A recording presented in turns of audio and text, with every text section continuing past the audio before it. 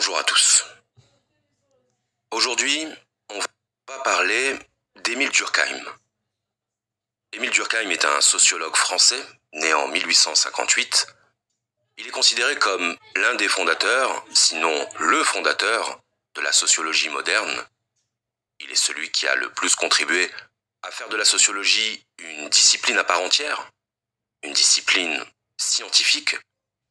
Et si je crois légitime de parler d'un sociologue sur une chaîne de philosophie, c'est parce que jusqu'au XIXe siècle, sociologie et philosophie partageaient un lien de parenté.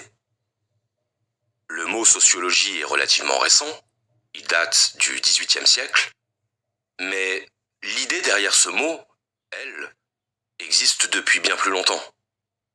L'idée d'étudier les phénomènes sociaux, l'idée d'étudier la manière dont la société influence nos comportements, c'est quelque chose de très ancien.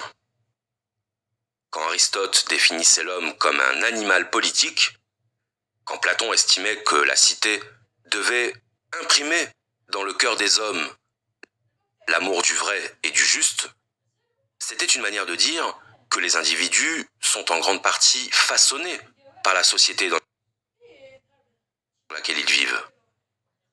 Et pourtant, il ne nous viendrait pas à l'esprit de définir Platon et Aristote comme des sociologues. Leur intérêt pour la sociologie, c'était un intérêt d'ordre philosophique.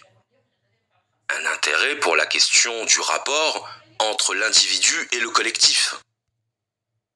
Dès lors qu'on s'intéresse à la manière dont nos comportements sont influencés par notre environnement social, dès lors qu'on reconnaît l'existence de phénomènes collectifs et qu'on s'interroge sur eux, on fait de la sociologie.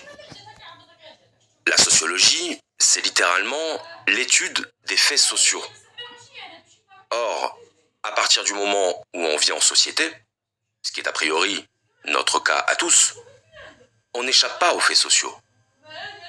Nous sommes tous partie prenante de comportements, de pratiques, de manières de penser qui sont largement déterminées par la société dans laquelle nous vivons.